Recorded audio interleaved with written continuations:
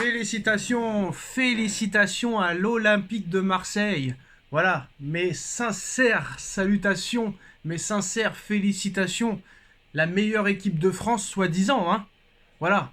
Apparemment, c'est la faute du Paris Saint-Germain. Si l'Olympique de Marseille ne gagne plus de titres depuis maintenant 2012, depuis plus de 13 ans maintenant, vous vous rendez compte qu'il y a des gens qui sont nés en 2012. À l'heure actuelle, ils ont 13 ans et ils n'ont jamais vu un titre remporté par l'Olympique de Marseille. C'est-à-dire que Marseille va rester 13 ans sans titre et quoi qu'il arrive, restera 14 ans sans titre, vu qu'ils ne gagneront pas de titre jusqu'à l'année prochaine au minimum. Et on sait que ça va durer longtemps. Soi-disant, l'Olympique de Marseille, le plus grand club français de l'histoire du championnat de France. J'ai même vu monsieur Paganelli qui a osé dire que le Paris Saint-Germain ne faisait pas partie du top 3 des plus grands clubs français. Pour rappel, hein, Paris, en moins de 15 ans, a gagné plus de titres que Marseille en 116 ans. C'est quand même hallucinant. Mais c'est la faute du Paris Saint-Germain de toute façon.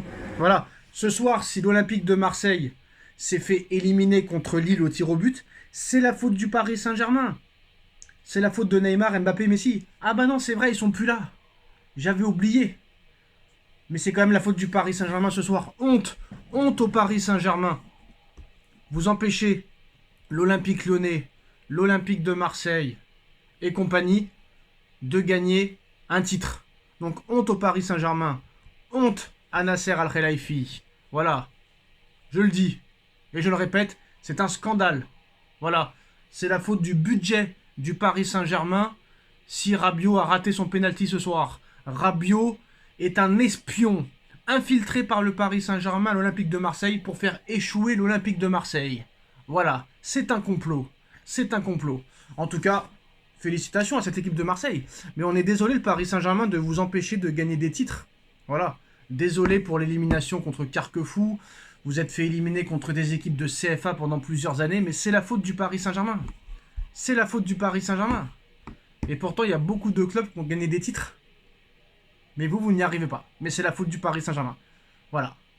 Là, monsieur Benatia va sûrement dire que c'est la faute de l'arbitrage, que c'est un scandale, que c'est inadmissible. D'ailleurs, monsieur Benatia a pris un carton rouge ce soir. Mais c'est la faute du Paris Saint-Germain. Voilà. Alors, je ne vais pas commencer à revenir en arrière et en regardant contre qui Marseille s'est fait éliminer tous les ans. Regardez contre qui Marseille se fait éliminer tous les ans en Coupe de France. Regardez. S'il vous plaît. Regardez. Regardez combien d'équipes, depuis 2012, ont gagné des Coupes de la Ligue ou des Coupes de France. Regardez. Donc je vais pas refaire, mais voilà. Marseille s'est fait éliminer en 2000, si je me trompe pas, en 2019 contre une équipe de CFA2. En 2021, je ne sais plus contre qui. Contre Carquefou, contre je sais pas quoi, contre Dunkerque. Donc faut arrêter à un moment donné. Voilà, faut arrêter maintenant de toujours mettre la faute sur le Paris Saint-Germain. C'est très facile. Mais à l'arrivée, en Coupe de France, vous vous faites presque jamais éliminer contre le Paris Saint-Germain. Donc, il y a un moment donné, il va falloir que vous et Lyon arrêtez de mettre en faute le Paris Saint-Germain. Ça fait 13 ans que vous gagnez rien. Rien. Vous n'avez même pas gagné une Coupe de la Ligue. Même la Coupe de Provence, vous la gagnez pas. Donc, à un moment donné, remettez-vous en question. Balayez devant votre porte. Et à un moment donné, je peux vous dire que même avec Kangin Lee, on sera champion de France. Même en jouant à 10 contre 11 toute la saison, nous serons champions de France. Voilà. Donc à un moment donné, remettez-vous en question. Soi-disant, vous êtes le plus grand club de l'histoire de la France. Faut arrêter. C'est le Paris Saint-Germain, le plus grand club français de l'histoire. Qatar ou pas Qatar. Parce que même sans le Qatar, on vous mettait des raclés. Même sans le Qatar, on vous mettait des raclés. On a fait le grand 8 entre 2002 et 2005. 8 victoires d'affilée. Avec Luboya, avec Reynaldo, avec Pichot et avec je sais pas qui. On a fait le grand 8. Entre 2002 et 2004, avec une équipe de clochards, on vous a fait le grand 8. 8 victoires d'affilée. 9 matchs en défaite, je crois, entre 2003 et 2005. Donc arrêtez. Même avec une équipe de clochards, on a gagné la Coupe de France contre vous en 2006. On l'a gagné en 2004. On a gagné la Coupe de la Ligue en 2008. On a gagné la Coupe de France en 2010. Même avec une équipe de clochards, le PSG gagnait plus de titres que vous à l'heure actuelle.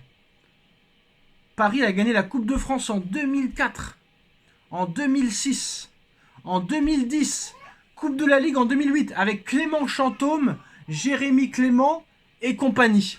Donc arrêtez de vous trouver des excuses, arrêtez de mettre en faute le budget du Paris Saint-Germain et tout. Voilà, stop maintenant, stop.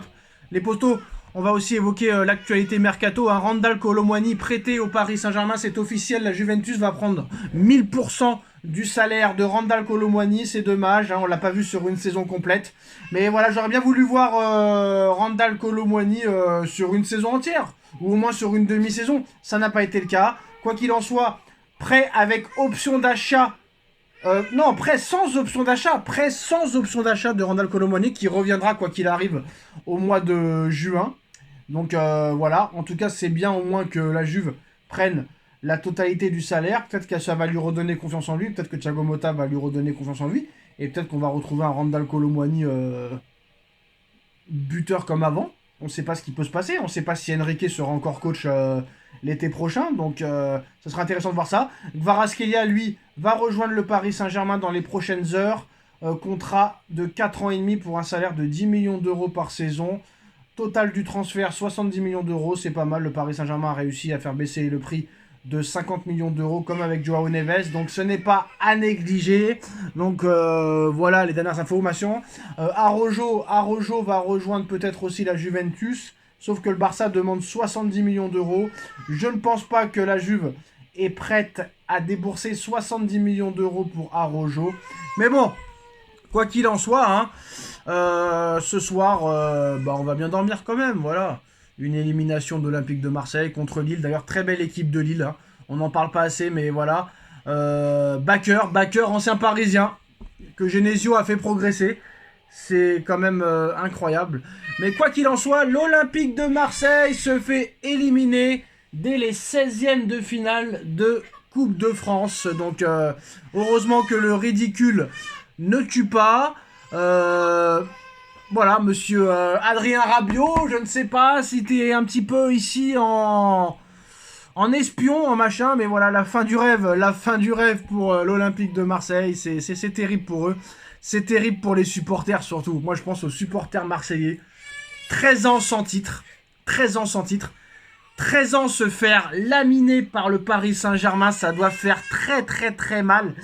Oh là là là là, pour eux, ça doit être terrible. Ça doit être terrible, hein. Ils doivent faire une gueule, ces Marseillais, là, mais ça doit être terrible pour eux. Ça doit être terrible. En tout cas, toutes mes condoléances à vous. Et en espérant que peut-être un jour, vous reverrez un titre. Bonne chance à vous tous.